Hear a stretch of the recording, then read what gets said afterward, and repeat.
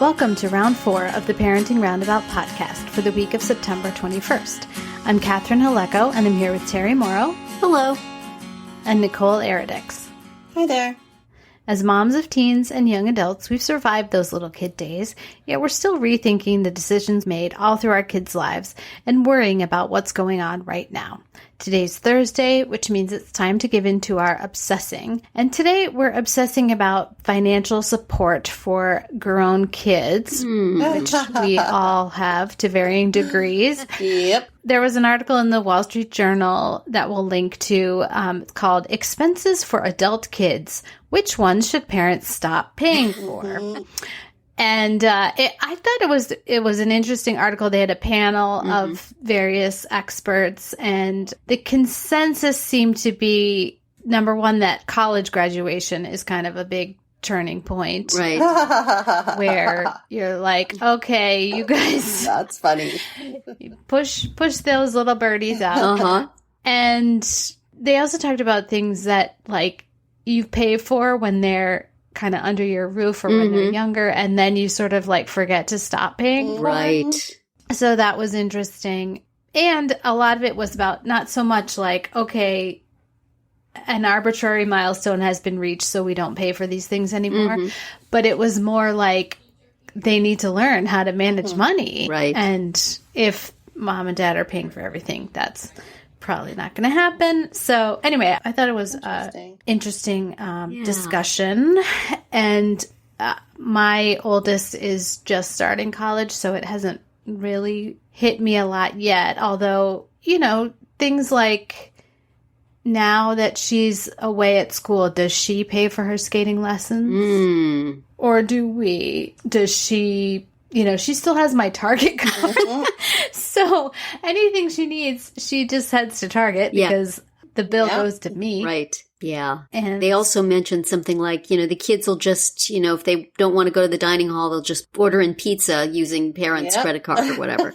And that maybe you need to suggest that needs to stop, or give them a debit card with a certain amount of money that they can use rather than just kind of carte blanche, because they're not going to think about it. It's so much easier said than done, though, as with most things. Yes. There's just such a blurring of lines. Right. Just, Sorry to interrupt, but I just had to say that. And I liked what this one of the people in this piece said, something like, you know, it's going to really be different for every kid, which is our mantra in Parenting Roundabout. Yeah. And she's like, even siblings, you know, like different kids might have different needs or abilities or whatever, you know. Like, I have one kid who's always sort of assuming that parents pay, and another one who's pretty willing to, you know, pay their own way, even though they don't have income. So it's, you know, they can approach it from different ways. Right. I have the two kids living at home. Both have graduated from community college.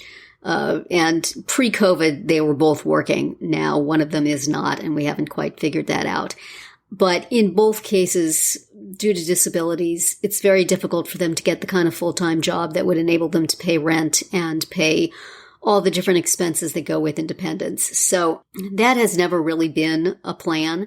But my first milestone for them was always, I want them to be able to pay their own health insurance when they reach 26 was the age here in New Jersey. So at least have enough employment that you can pay for the health insurance every month. And that they have done. And that is working out very well. And I am really happy about that. You know, depending on how things are going, maybe they pay their copays, maybe I do. My daughter really pays for all of her stuff because she does have a good, steady part-time job. So that's a good milestone to kind of set if you can.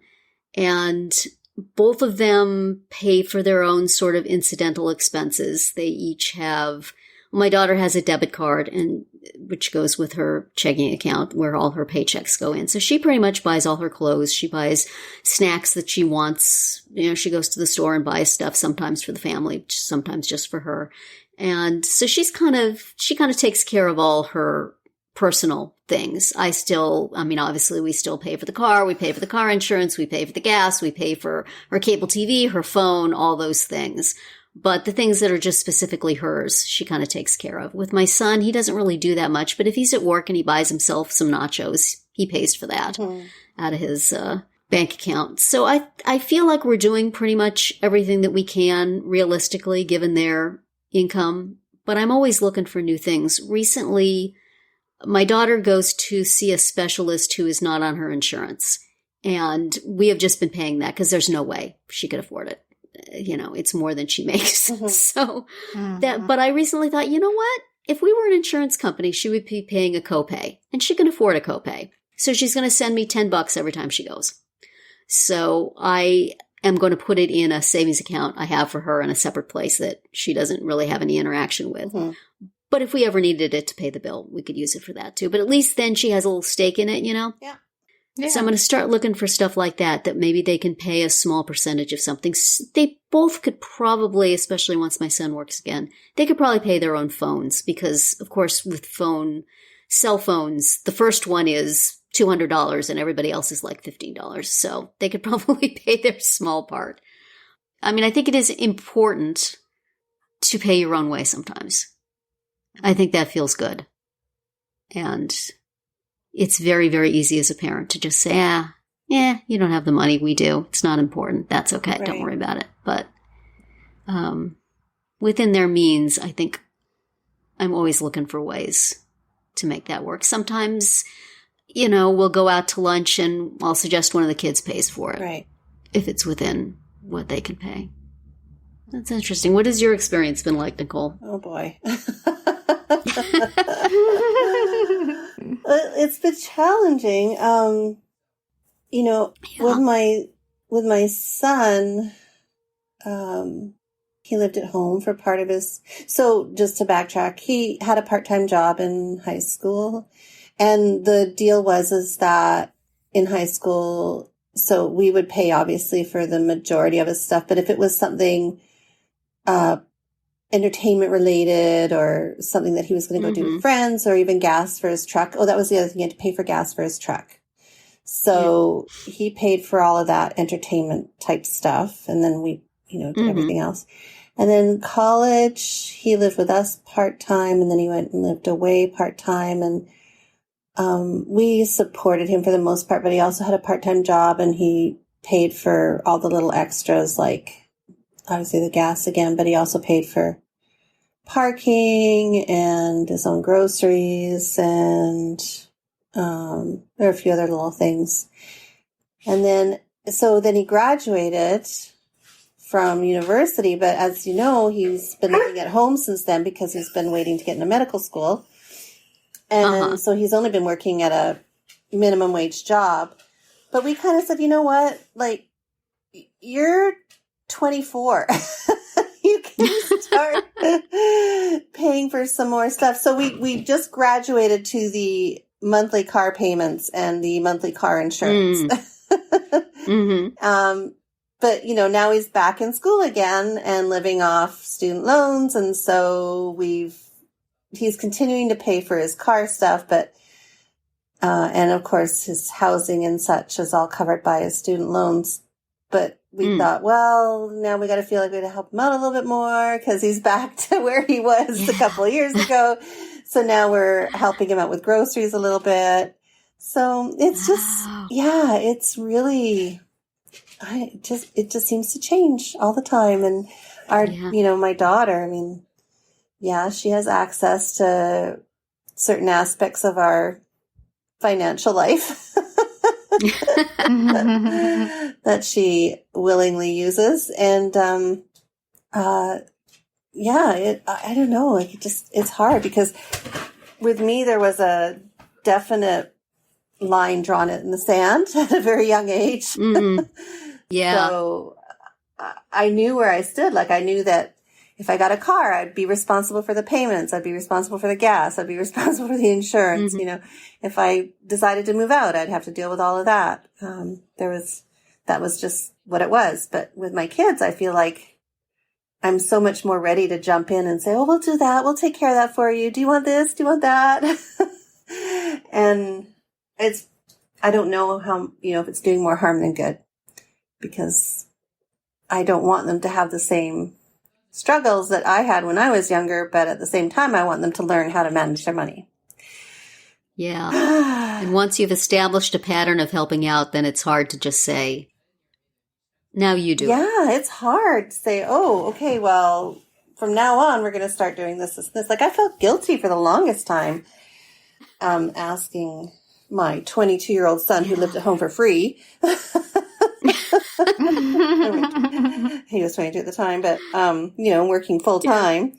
I felt guilty for asking him to do some of the stuff that he was doing. But yeah, so it's a challenge, because I don't want to force them into situations they can't handle. Yeah. So. Yeah. It's always a balance. Mm-hmm.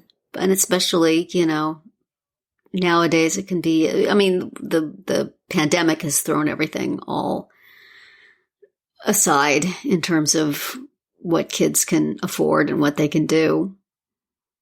But. Right. But even before that, just economy has been changing. Right. So that, it almost requires two incomes to live. And, if your kid is not married, then how does that work? My sister-in-law kept telling my daughter that she should move out. She should have her own place. And I'm like, how exactly would that work? Mm-hmm. What sort of place do you have planned for her? A cardboard box on the corner? But certainly if they can chip in and have certain expenses that belong to them, right. I think that's a way to do it. I don't think you need to kick them out, but it feels good, I think. I know my daughter, I think, has appreciated it the times when she is maybe on her own decided to put money in for something. Mm-hmm. So, more of that probably is a good thing. And that's it for today's Round 4. Tune in tomorrow when we'll share our roundabout roundup of things we've been using or enjoying lately that we think deserve a shout-out. Find all our episodes at parentingroundabout.com and talk back in the comments there, on our Facebook page, or on Twitter, where you'll find us at Roundabout Chat.